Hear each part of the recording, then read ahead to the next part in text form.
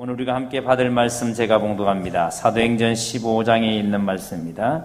신약성경 사도행전 15장 36절 말씀부터 마지막 41절까지의 말씀을 제가 봉독하겠습니다. 신약성경 215면 사도행전 15장 36절에서 41절까지의 말씀입니다. 다 찾으신 줄 알고 제가 봉독합니다. 며칠 후에 바울이 바나바더러 말하되 우리가 주의 말씀을 전한 각성으로 다시 가서 형제들이 어떠한가 방문하자 하고 바나바는 마가라는 요한도 데리고 가고자 하나 바울은 밤빌리아에서 자기를 떠나 함께 일하러 가지 아니한 자를 데리고 가는 것이 옳지 않다 하여 서로 심히 다투어 피차 갈랐으니 바나바는 마가를 데리고 배 타고 구브로로 가고 바울은 실라를 택한 후에 형제들에게 주의 은혜의 부탁함을 받고 떠나 수리아와 길리기아로 다니며 교회들을 경고하게 하니라. 아멘. 말씀에 큰 은혜 되시기를 바랍니다. 이 시간 우리 할렐루야 성가대에서 믿음의 노래라는 제목으로 하나님께 찬양드리겠습니다.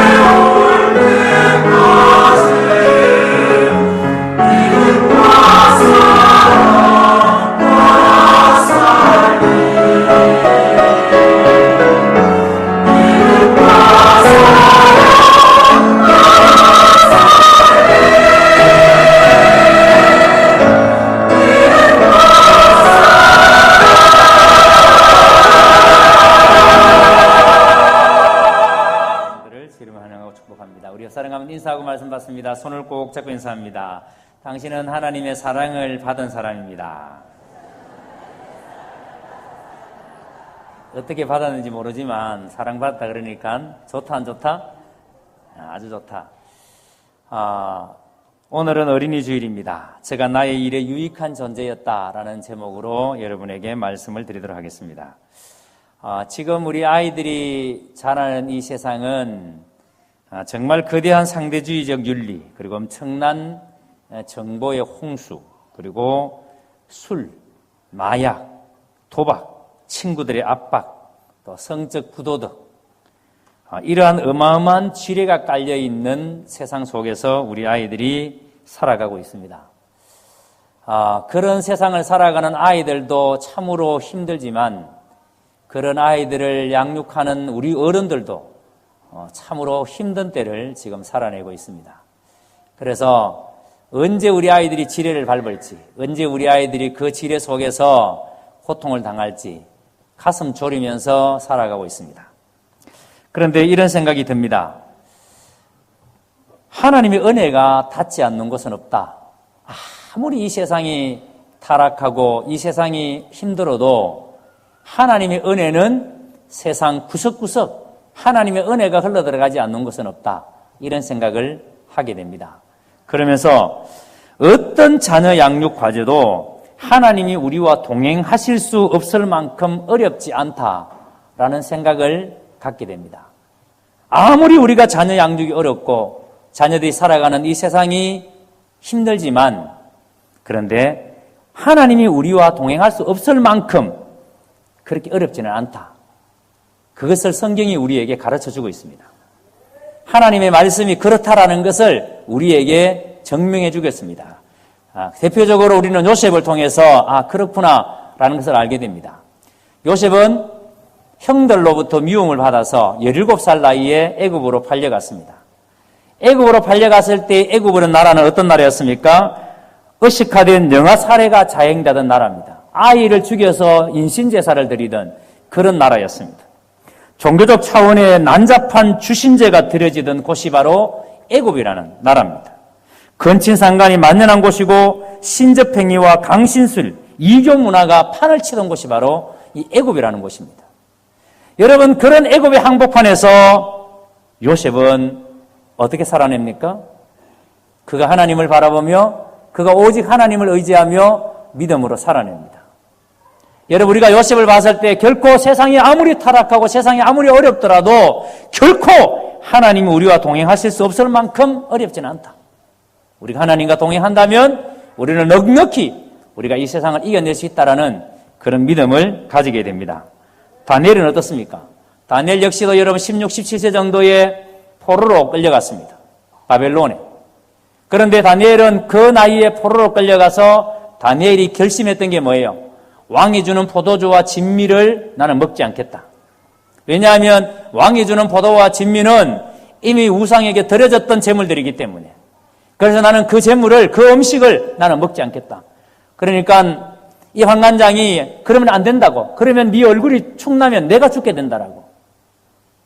그러나 내기해보자고. 나는 채소만 먹고 고기 먹는 사람들보다 누가 얼굴이 더 좋은지 해보자고. 그래서 다니엘은 그런 포도주와 왕이 주는 진미를 먹지 않기로 뜻을 정합니다. 그리고 매일매일 시간을 정해놓고 예루살렘을 향해서 창문을 열고 기도합니다. 하루도 기도를 그러는 삶이 아니었어요. 얼마나 처절하게 하나님 앞에 그가 기도하는지.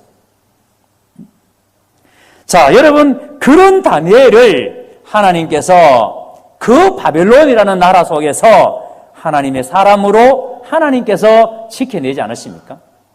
그러니까 세상이 아무리 어렵고 힘들다 할지라도 우리가 하나님과 동행할 수 없을 만큼 어렵지 않다라는 것을 우리는 성경을 통해서 분명히 깨닫게 됩니다. 하나님의 자녀들이 이교의 문화의 한복판 속에서도 넉넉히 이기게 할 수 있는 분은 하나님이시기 때문에, 그래서 우리가 여러분 오늘 이 어린이 주일에 우리 자녀들이 이런 환경 속에서 자라고 있지만, 이런 엄청난 어려움 속에서 아이들이 자라고 있지만, 우리가 하나님을 온전히 바라고 하나님 안에 있으면 하나님께서 넉넉히 이기게 하시고 경건한 하나님의 사람으로 하나님께서 세워가실 줄로 믿습니다. 여러분, 참 우리는 모두가 평범한 부모들이에요. 우리 모두는 우리 아이들에게 이런 기대를 가집니다. 착하게 자라줬으면 좋겠다. 특별하게 나는 바랄 것도 없어. 우리 아이 건강하게만 잘 자라줬으면 좋겠어. 이런 기대를 다 가지고 있습니다. 자, 그런데 여러분, 평범하게 착하게 잘 자라줬으면 좋겠다라는 그런 지극히 평범한 기대를 가지고 있지만 때로 여러분 아이들이 여러분들에게 미치게 반하도록 아이를 바라볼 때 정말 저 아이가 왜 나를 이렇게 힘들게 하나? 너무너무 괴롭게 하는 그런 자녀들이 여러분 있을 수 있습니다. 부모의 인내심이 한계선까지 올라갔다가 폭발 직전에 추스르는 그런 일들이 여러분 오늘날 현대 가정 속에서 얼마나 많이 일어나는지. 그래서 평생 후회해야 할 말을 던지면 안 되는데 평생 후회하면서 살아야 될 그런 말들을 자녀들에게 던지면서 합니다. 옛날에야 여러분 어른들이 나가 죽을 놈, 벼락 맞을 놈 이런 얘기 옛날 어른들이 많이 하셨어요. 근데 요즘은 자식들에게 그렇게 여러분 말은 잘 하지 않습니다. 그런데 평생 아이들의 마음에 비수를 꽂는 아이들의 머릿속에 지워지지 않는 마음에 한이 되는 그런 말들을 부모들이 아이들에게 던지기도 합니다. 그래서 우리는 대부분 어떻게 갈등을 해결할지 모르기 때문에 해결되지 않는 갈등을 시한폭탄을 안고 있는 것처럼 그런 상태에서 지금 우리가 살아가고 있습니다. 언제 우리 집이 문제가 생길지, 언제 우리 아이가 사고칠지, 언제 우리 부모님이 사고칠지 두려워하면서 염려하면서 그렇게 우리가 살죠.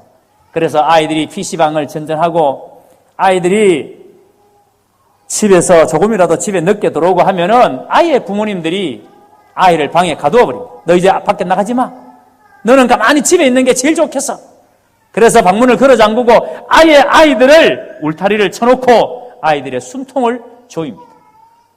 그래서 여러분 하나님은 이런 우리를 바라볼 때마다 우리가 자녀들을 어떻게 가르치고 어떻게 자녀들을 돌봐야 하는지에 대해서 하나님은 정말 하시고 싶은 말씀이 많겠다. 하나님은 오늘 우리에게 정말 하시고 싶은 말씀이 많겠다라는 생각을 가지게 됩니다. 오늘 여러분 본문에 나오는 마가도 그런 사람이죠. 바울이 2차 전도 여행이 시작되는 시점에 이 전도 여행에 바울이 이 마가를 데리고 가야 되느냐 데리고 가지 말아야 되느냐의 문제를 가지고 바나바와 심하게 다투었대요. 마가를 데려가자. 바울은 안 된다. 그래서 이것 때문에 심하게 다투었대요. 그런데 얼마나 심하게 다투었는지 이것 때문에 이 두 사람이 바울과 바나바가 갈랐었대요. 여러분 바울과 바나바가 누구예요? 바나바가 안디옥 교회 지도자로 있을 때 바울을 다소에 있는 바울을 데려다가 같이 동력했던 사람 아니에요. 그런데 그 안디옥 교회가 같이 선교사로 파송했던 그 사람들이 바로 이 바나바와 바울 아니에요. 그런데 이 사람이 마가 때문에 지금 심하게 다투어서 갈랐었다는 겁니다. 그러니까 여러분 1차 전도 여행 중에 밤빌리아 지방 이 버가라는 곳인데요. 화면에 지도 한번 띄워주면 좋겠습니다. 이 지역에 마가 요한이 더 이상 여행을 함께 할 수 없다라고 바울과 바나바를 떠나서 중간에 이 마가 요한이 땡땡이를 친 거예요. 나는 이제 더 이상 못 가겠다. 이렇게 마가가 더 이상 못 가겠다는 이유는 여러 가지 있습니다. 뭐 거리가 한 200km 되니까 나는 그렇게 포실하게 큰 이 마가가 나는 그렇게 먼 길을 못 간다. 이런 분도 계시고 아니면 아예 나는 여기까지다 정해놓고 왔다라는 말도 하시는 분도 계시고 여하튼 지금 중간에 마가가 나는 이제 더 이상 못 간다 하고 땡땡이를 쳐버린 겁니다. 자, 바울은 이런 문제아를 더 이상 용납할 수 없다라고. 그래서 2차 전도 여행 때는 이 마가를 데리고 못 가겠다라고. 그런데 여러분 이렇게 문제를 일으키는 이 마가를 바나바는 아니다. 데리고 가야 된다라고. 끝까지 데리고 가자라고 이야기합니다. 자, 근데 여러분 보통 우리가 이렇게 살아가면서 문제를 일으키는 아이들, 문제 아들을 보면은 이런 생각을 하죠. 그 가정이 비정상적일 것이다. 아버지가 구타가 있든지, 아버지가 아이들을 심하게 욕하든지, 아니면 가정 환경이 불화하든지, 여하튼 무슨 문제가 있기 때문에 아이가 문제아가 될 것이다. 이런 생각들을 많이 합니다. 그런데 실상은 그렇지 않습니다. 지극히 정상적이고 소위 좋은 환경에서 믿음이 좋은 부모 아래서 자란 자녀들 중에도 우리 기준으로 봤을 때 일시적으로 문제의 정상이 드러날 수가 있습니다. 지극히 정상적인 가정인데도 문제의 정상이 나타난다는 거예요. 마가의 경우도 마찬가지입니다. 여러분, 마가를 우리는 마가 요한이라 그럽니다. 근데 마가는 로마식 이름이고 요한은 유대식 이름입니다. 요한이라는 이름의 뜻이 뭐냐면 하나님은 은혜로우시다 이런 뜻입니다. 하나님은 은혜로우시다. 자, 생각해 보세요. 마가의 부모님이 마가를 놓고 난 다음에 이름을 마가 요한이라고 지었습니다. 하나님은 은혜로우시다라고 지었습니다. 자, 그러면 마가의 부모님들은 믿음이 있는 사람이다, 없는 사람이다? 하나님을 믿는 사람이다, 믿지 않는 사람이다? 당연히 여러분 하나님 믿는 사람이죠. 여러분, 우리가 자녀를 놓고 아이를 요셉이라는 이름을 짓잖아요. 때로는 요한이라는 이름도 짓잖아요. 그죠? 찬양 이름도 짓잖아요. 자, 이름을 짓는 부모님들이 하나님을 믿지 않는 사람들이 아이의 이름을 그렇게 짓는 분 봤어요? 하나님을 믿으니까 아이의 이름을 그렇게 짓는 거예요. 마가의 부모님들도 하나님을 믿는 사람이기 때문에 자식의 이름을 하나님은 은혜로우시다고 지은 겁니다. 또 여러분, 이 마가 요한의 집은 예루살렘 교회가 종종 이 마가 요한의 집을 다락방을 빌려서 사용할 만큼 다락방이 있는 집이니까 넉넉한 집이었어요. 경제적으로도 여러분 부족함이 없는 집이 마가의 집입니다. 그러니까 마가는 영적으로도 안정된 집이었고 경제적으로도 안정된 집이 마가의 집입니다. 그런데 여러분, 마가가 한때 바울과 바나바에게 걸림돌이 됐다는 거예요. 문제거리가 됐다는 겁니다. 근심거리가 됐다는 거예요. 여러분, 마가가 지극히 좋은 가정에서 자랐음에도 불구하고 마가는 일순간 한순간에 문제아로 사람들에게 걸림돌이 되는 그런 사람이 되었던 겁니다. 자, 그런데 여러분, 이렇게 해서 만약에 말씀이 끝나버리면은 참 우리가 당황스러울 텐데, 자, 그런데 37절에 보세요. 37절에 보면은 마가가 마침내 여러분 이것을 극복해냅니다. 이런 이미지를 극복해냅니다. 바울이 마가는 전도 여행에 못 데려간다 그러는데 바나바가 아니다. 끝까지 이 마가를 데리고 가야 된다고 이야기합니다. 그래서 여러분, 이 두 사람이 바울과 바나바 사이에 마가 때문에 심하게 다투었고 그것으로 말미암아 두 사람이 이제는 나누어지게 됩니다. 바울은 여러분 마가를 포기했지만 바나바는 끝까지 마가를 안 포기했다는 거예요. 포기하지 않았다는 거예요. 바울은 이렇게 성실하지 못한 사람을 데려갈 수 없다고 말했지만 아니다, 바나바는 데려가야 한다라고 말합니다. 물론 여러분, 지금 바나바가 마가를 데려가야 된다고 이렇게 강조하는 이유는 이 마가가 바나바의 조카예요. 조카니까 조카를 챙겨야 된다는 마음에 그렇게 말할 수도 있지만 단순하게 친인척 관계이기 때문에 바나바가 그렇게 한 게 아니에요. 평소 바나바의 성품이, 바나바의 삶이 그런 삶이에요. 예? 바나바는 여러분 아무도 이 마가를 믿어주지 않을 때, 바울조차도 이 마가를 믿어주지 않을 때, 그런데 바나바는 이 마가를 믿어줬습니다. 자, 여러분 생각해 보세요. 여러분이 마가의 입장이라면 지금 여러분 1차 전도 여행에 함께했던 그 자기의 지도자인 바울이 자기를 신뢰하지 못합니다. 그래서 자기를 데려가지 않으려고 합니다. 그런데 여러분, 바나바는 바울이 믿어주지 않는 자기를, 바나바가 자기를 믿어줍니다. 데려가자고 합니다. 여러분, 마가의 마음이 어땠을까요? 만약에 여러분 이때 바나바가 바울의 말처럼 그래 마가 그냥 두고 가자 하고 마가를 그냥 내팽개쳤다면 마가의 인생은 어떻게 됐을까요? 아마 여러분 마가복음은 없었을 거예요. 아마 여러분 복음서의 최초의 기록자가 마가인데 복음서의 최초의 기록자가 다른 사람이 됐을 거예요. 그런데 바울이 마가를 믿어주지 못할 때에 바나바는 마가를 믿어줬습니다. 오늘 여러분들은 자녀를 믿어주십니까? 오늘 여러분은 자녀들에 대한 믿음이 있습니까?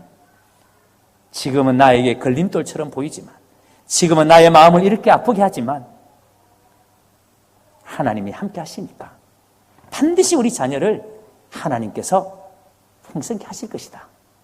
그런 믿음을 가지고 있습니까? 자, 이렇게 여러분 영적으로 바로 세워줄 멘토가 참 중요해요. 우리가요, 예수 믿으면서 제일 큰 복이 뭐냐면 영적으로 나에게 잘 돌봐줄 수 있는 지도자 만나는 겁니다. 여러분의 순장 잘 만나서 순장이 내가 나를 참 잘 돌봐주면 세상에 그거보다 더 큰 복이 없어요. 저는 우리 청년부가 너무 자랑스러운 게 뭐냐면 우리 어느 전사님이 지금은 서울에서 사니까 주말마다 내려오시고 지금은 못합니다만 그 일을 우리 제일 간사님이 하고 계세요. 아침에 등교하는 학생들을 저 영대까지 태워줍니다. 태워주는 목적이 뭐냐면 그 차 안에서 큐티하려고. 차 안에서 큐티하려고. 여러분, 우리나라에 차 태워주면서 큐티하는 교회 있으면 나오라 그래요. 예? 한국의 6만 교회 중에 그런 교회 있으면 나오라 그래요. 찾으면 저한테 이야기해 주세요. 저는 그런 교회 못 봤어요. 근데 우리 청년들이 지금 그렇게 하고 있어요. 한 명 한 명을 영적으로 돌보기 위해서 아침에 아이들 학교 가는데 같이 타고 가면서 그 차 안에서 하나님의 말씀으로 세워줍니다. 아무도 아멘 안 하고. 그렇게 돌봄을 받아요. 그렇게 우리 청년들이 돌봄 속에서 자라고 있어요. 자, 여러분, 그렇게 돌봄을 받는 청년들이 앞으로 여러분 어떻게 될 것 같습니까? 일순간 여러분 문제아처럼 보인다 할지라도 하나님이 반드시 그 인생을 하나님이 붙들어 주시지 않겠습니까? 바울이 끝까지 마가를 못 데려가겠다고 하니까 바나바가 어떻게 합니까? 39절에 서로 심히 다투어 갈라서니 바나바는 마가를 데리고 배 타고 구브로로 가고 바나바가 마가를 데리고 구브로로 갑니다. 여러분, 이 구브로는 바나바의 고향이에요. 나중에 바나바와 마가가 이 섬에서 전도하는데요. 이 사이프러스 섬이라는데 구브로라는 섬이 사이프러스에 지금 보이십니까? 이 구브로 섬이 밑에 지금 섬 하나가 보이죠? 저게 사이프러스, 지금의 여러분 지도에 보면 사이프러스라고 되어 있습니다. 저게 옛날에 구브로 섬이에요. 그런데 저기가 바나바의 고향이고 저기서 여러분 바나바와 이 마가가 전도를 하는데 저 섬 전체가 다 예수를 믿게 되는, 전도가 되는 그런 역사가 일어났습니다. 만약에 여러분 바나바가 마가를 데리고 저기 가지 않았다면 어떻게 됐을까요? 만약에 여러분 바울이 마가를 여러분 버린 것처럼 이 바나바가 마가를 그렇게 여러분 버렸다면 어떻게 됐을까요? 바나바는 이렇게 마가를 믿어줬습니다. 사실 여러분 바울도 바나바의 믿음으로 시험을 받지 않았습니까? 바울이 이름이 바뀌기 전에 원래 이름은 사울입니다. 그는 여러분 교만했습니다. 큰 자였습니다. 그가 예수 믿는 사람들을 잡아다가 그가 핍박을 하고 심지어는 예수를 믿는다는 이유 때문에 죽이는 일에 가표를 던지고 여러분 절대적 예수 믿는 사람들에게는 너무나도 악랄하게 했던 사람이 바울입니다. 그런데 다메섹 도상에서 부활하신 예수님께서 그 바울을 만나셔서 그 바울에게 하나님 주님께서 믿음을 불어넣으십니다. 그런데 그때 이 바울의 눈이 여러분 멀어져 버립니다. 그래서 눈이 먼 채로 자기 다소에 갑니다.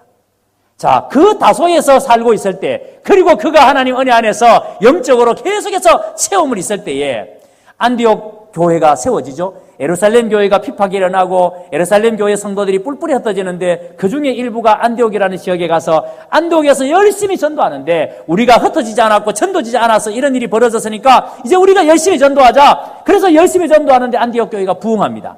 그 부흥하는 여정에 바나바라는 지도자가 나 혼자의 힘으로는 이 안디옥 교회를 이끌어갈 수 없다. 그래서 다소에 있는 바울이라는 사람을 모셔오는 거예요. 우리식으로 말하면은 바나바라는 담임 목사가 바울이라는 부목사를 청비해 오는 겁니다. 그래서 이렇게 동력하게 돼요. 이렇게 동력하다가 이 안디옥 교회가 선교사를 파송하는데 담임 목사와 부목사를 선교사로 파송한 겁니다. 자, 이렇게 파송받은 사람이 바나바와 바울인데 지금 마가 때문에 이렇게 심하게 다투었고 갈라서기까지 했고, 그런데 바나바는 마가를 이렇게 데려갈 이유가 바울에게 아마 이렇게 얘기했을 것 같아요. 속으로. 바울아, 내가 마가를 이렇게 데려가야 하는 것은 너도 처음에 내가 그렇게 믿었기 때문이다. 응? 내가 너를 그렇게 믿었기 때문이다. 여러분, 이 바나바가 바울을 그렇게 믿고 데려온 것처럼 마가도 자기가 그렇게 믿는다는 거예요. 이런 바나바로 말미암아 마가가 될 수 있었습니다. 마가는 후일에 로마에서 다시 바울을 만나게 되는데요. 그때 마가 요한은 더 이상 옛날의 마가가 아니에요. 철부지가 아니에요. 이제는 거리가 멀다고 못 가겠습니다. 힘들다고 안 하겠습니다. 이런 마가가 아니에요. 마가는 이제 성숙한 그리스도인의 제자가 되어서 열심히 복음 전하는 자로. 그리고 감옥에 갇힌 바울 곁에 다가가서 함께 옥살이하면서 바울의 시중을 들었던 사람이 바로 마가입니다. 여러분, 바울이 이런 마가에 대해서 어떤 소감을 갖게 되었을까요?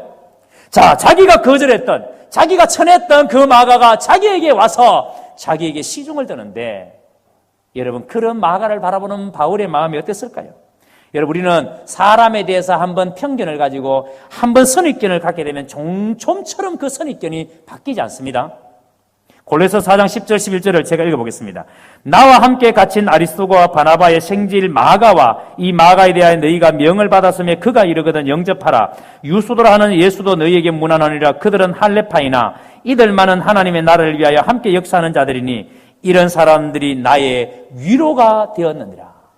자, 여러분, 마가가 한때는 바울에게 걸림돌이었는데, 여러분, 지금은 바울이 이 마가를 가리켜서 뭐라고 합니까? 나의 위로가 되었느니라. 한때 걸림돌이었던 이 마가가 지금은 바울에게 위로가 되었다고 말합니다. 어떻게 여러분 걸림돌이었던 사람이 지금은 위로가 되었을까? 그래서 마가가 도착하거든 그를 잘 영접해달라고 바울이 부탁을 합니다. 디모데후서는요, 바울이 마지막에 유언과도 같은 서신서입니다. 그런데 이 바울이 마지막 편지에 마가 요한에 등장하는데 4장 11절에 보면 누가만 나와 함께 있느니라. 내가 올 때에 마가를 데리고 오라. 그가 나의 일에 유익하니라. 한때 걸림돌이었던 마가가 바울이 이렇게 말합니다. 마가는 나의 일에 유익하니라. 어떻게 여러분 걸림돌이었던 마가가 바울에게 유익한 사람이 되었을까요? 그러니까 마가는 이제 더 이상 트러블 메이커가 아니라 마가는 하나님의 나라의 유익한 존재, 마가는 하나님의 나라에서 없어서는 안 될 그런 제목이 되었다는 겁니다. 여러분, 오늘 이 마가를 생각하면서 여러분 자녀를 한번 생각해 보세요. 이 마가를 생각하면서 여러분 자식을 한번 생각해 보세요. 우리 자녀들이 인생의 마지막 결산을 하는 날, 우리 하나님께서 우리 자녀들이 살아온 삶을 바라보면서 우리 자녀들을 향해서 하나님이 이렇게 말씀하신다면 저가 나의 일에 유익한 존재였느니라. 하나님께서 나의 자녀를 바라보면서 저가 나의 일에 유익한 존재였느니라. 이 한마디 위에서 우리 자녀들이 하나님 앞에서 하나님의 일에 유익한 존재였다는 이 한마디 때문에 우리 자녀들의 인생에 주님이 다시 주인 되어 주시도록 들어질 수 있도록 우리는 자녀들을 믿어야 합니다. 바나바가 마가를 끝까지 믿어주었던 것처럼 우리 자녀들에 대해서 여러분 믿어줘야 합니다. 자, 그런데 여러분 중요한 게 있습니다. 그 믿음이라는 게 그러면 하나님이 하시니까 그냥 믿고 지금 어떻든지 간에 다 잘 될 거야. 그래서 끊없이 긍정적인 생각을 가지고 있으면 해결될까? 여러분 그렇게 생각하시면 안 됩니다. 우리가 그걸 믿는다면 그 믿음이 드러나야 합니다. 무엇으로요? 기도로 드러나야 돼요.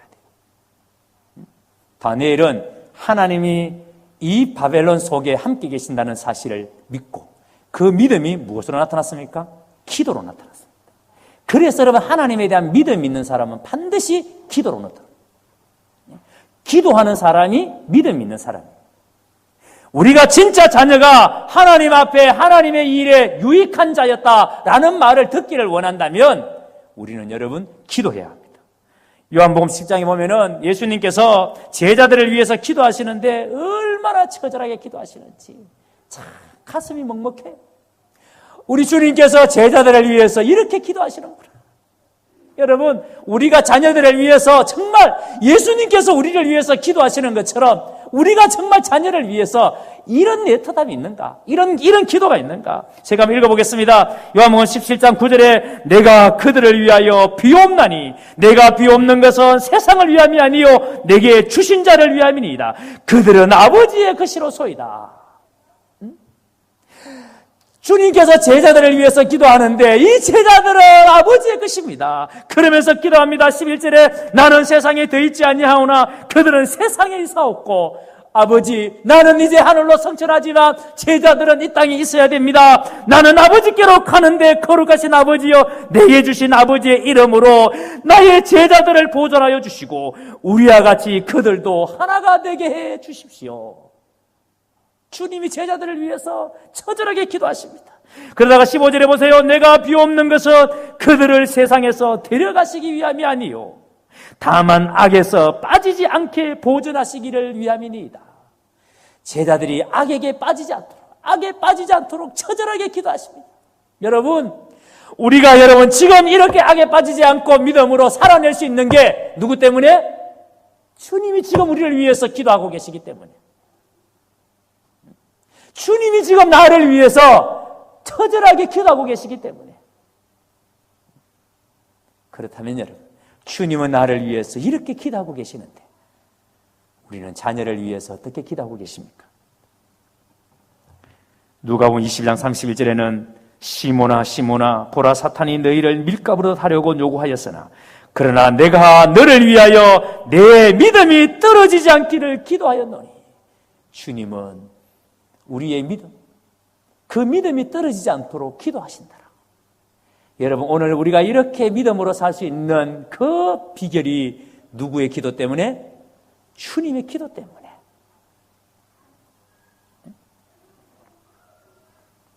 우리가 이렇게 험악한 세상 가운데서도 믿음으로 지금 살아낼 수 있는 것은 주님이 지금 나를 위해서 기도하고 계신다는 겁니다.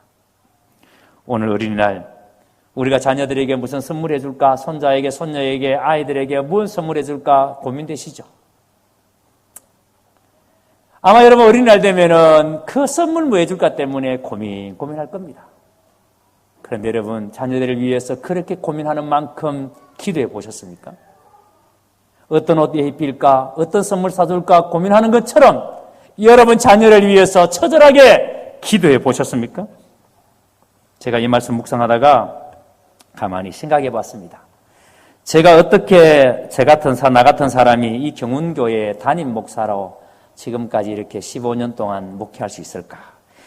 아무리 생각해 봐도 정말 신기하고 놀랍고, 참 하나님의 은혜가 너무 놀랍고 말할 수가 없어요. 저는 소위 말하는 요새 흔해 빠진 대학 박사학위도 하나 없습니다. 대학교도 여러분 신학교 졸업하고 난 다음에 늦게 일반 대학을 했습니다. 그것도 여러분 대구에서 제일 좋은 대학이 대구대학이고 경북에서 제일 좋은 대학이 경북대학입니다. 영남에서 제일 좋은 대학이 영남대학이래요. 근데 개중에서 제일 좋은 대학이 무슨 대학인지 아십니까? 계명대학입니다. 저는 계명대학교 나왔습니다. 저는 학교 다닐 때 공부 잘하는 사람들을 섬기는 은사를 받아서 그래서 학비를 한 번도 빼먹은 적이 없이 학비를 꼬박꼬박 잘 냈습니다. 그리고 그 학비를 가지고 장학금 받는 분들을 얼마나 잘 섬겼는지. 그런 제가 어떻게 이렇게 훌륭한 아름다운 교회의 담임 목사로 있을 수 있을까? 어떻게 제가 15년 동안 이 교회에 목회할 수 있을까? 지난 15년 동안을 생각해 보니까 우리 교회가 여러분 한 번도 분열이 없었습니다. 교회가 싸워서 교회가 나누어지고 이렇게 금요일 저녁에 얘기했는데 서울에 지금 강남구 대치동에 모교회가 여러분 교인 한 2만 명이 모이는 교회인데 지금 원로 목사님 패와 담임 목사님 패가 또 막 싸워서 교회 안에 소화기를 터뜨리고 막 난리가 났다라고 뉴스에 나옵니다. 근데 2차전이 오늘 벌어질 거라고 이제 이미 전쟁이 예고되어 있습니다. 그것도 뉴스에 나오네 또. 그런데 15년 동안 우리 교회가 한 번도 분열이 없었습니다. 교회가 싸우면서 내용을 겪은 적도 없습니다. 우리 교회가 대단히 큰 부흥을 이룬 것이 아니지만 그래도 여러분 이렇게 건축하고 아름다운 소문이 났습니다. 어떤 분이 저기 와보고 그래요. 목사님 이제 교훈계 잘하는데 근데 교회에서 이제 교회 새로 지은 것 보고 이거 언제 지었냐고. 옛날에 교회는 창고 같았는데 그러신 분이 계세요. 우리 교회가 크게 부흥되거나 한 건 아니지만 그래도 여러분 지금까지 이렇게 하나님께서 새로운 아름다운 예배당도 주시고 여러분들에게 하나님 은혜도 주시고 지금까지 우리가 이렇게 살아왔습니다.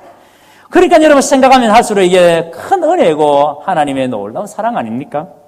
그런데 그렇게 생각하다가 문득 불현듯 내 머릿속에 하나님께서 주시는 생각이 있습니다.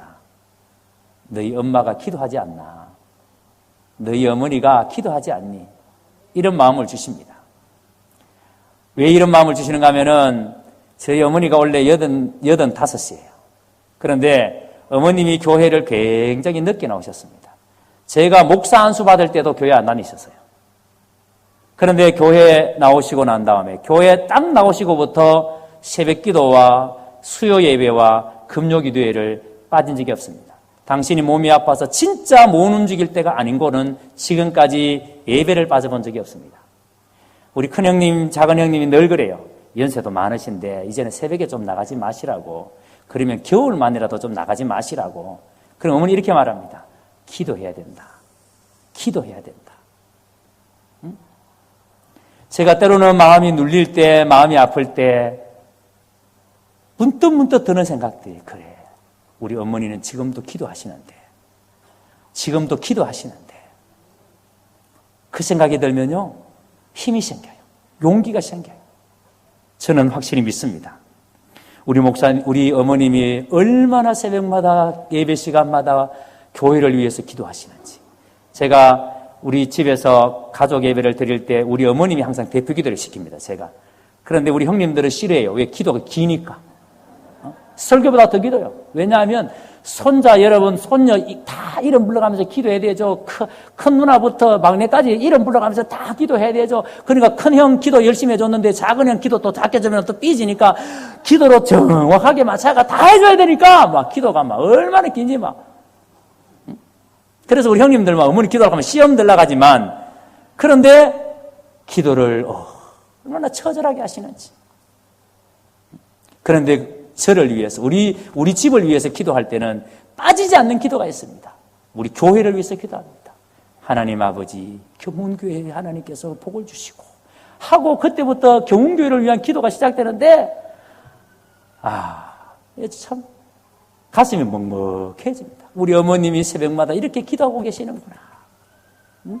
제가 교육전사 처음 할 때요, 건너편에 큰 도로 건너편에 있는 소망교회라고 주암산기도 원장하셨던 이창준 목사님이 심호하셨던 교회, 제가 군대 제대하고 친구의 소개로 교육전사 거기 처음 했습니다.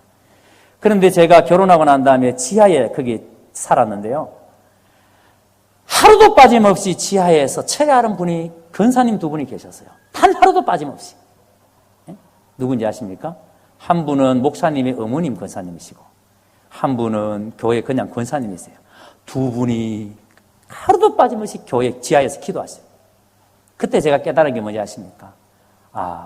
담임 목사님의 목회의 힘이 여기서 나오는구나. 어머니의 기도가 이렇게 처절하게 매일매일 지하에서 우리 어머니 생각이 나요. 여러분, 기도하는 가정의 자녀들은 절대 잘못되지 않습니다. 그러니까 우리가 자녀를 위해서 기도해야 합니다. 오늘 말씀 묵상하다가 또 이런 마음을 주셨습니다. 여러분들이 어린이날 손주 선물 주려고, 아이들 선물 주려고, 여러분 백화점 가서 마트 가서 무슨 선물 줄까, 뭘 할까 고민하셨을 거예요. 어떤 옷을 입힐까 생각하셨을 거예요. 그런데 그런 선물 고르는 시간만큼이라도 여러분들이 매일매일 자녀를 위해서 기도하십시오. 이제 우리 자녀들에게 생명의 선물을 해야 되는데, 그래서 이번 5월 한 달 동안 여러분 진짜 우리가 자녀들을 위해서, 가정을 위해서 기도합시다. 그래서 여러분들이 새벽에 원래 5월 한 달만이라도 하나님, 나 자녀 위해서 기도하겠습니다. 나 가정 위해서 기도하겠습니다. 이 5월 한 달만이라도 내가 죽을 힘을 다해서 기도하겠습니다. 여러분, 요즘 이웃이나 이런 데서 보면은 사람은 8시간 잠을 자야 건강을 지켜지고 8시간 잠을 자야 피부가 좋아지고 8시간 잠을 자야, 그러니까 잠 8시간 자는 게 목숨 걸고 지켜내려고. 왜? 피부 좋아지려고. 잠 8시간 자서 건강 지켜내려고. 여러분, 그러면요, 정주영 씨는요 30살에 죽어야 돼요. 그 사람은 4시간 이상 자본 적이 없대요. 그분은. 한경경 목사님도 일찍 돌아가셨어야 돼요. 그러면 그분도 4시간 이상 자본 적이 없으시대요. 저도 여러분 5시간 이상 자본 적이 없습니다. 절대 잠 적게 잔다고 하나님 우리 데려가지 않습니다. 이번 한 달 동안 작정해서, 특세 아니에요, 우리가 자녀 위해서 기도하자. 진짜 여러분 자녀를 위해서 선물 뭐 사줄까 고민하는 그 시간에 자식 위해서 기도하자. 한 달 동안 새벽을 깨우십시오.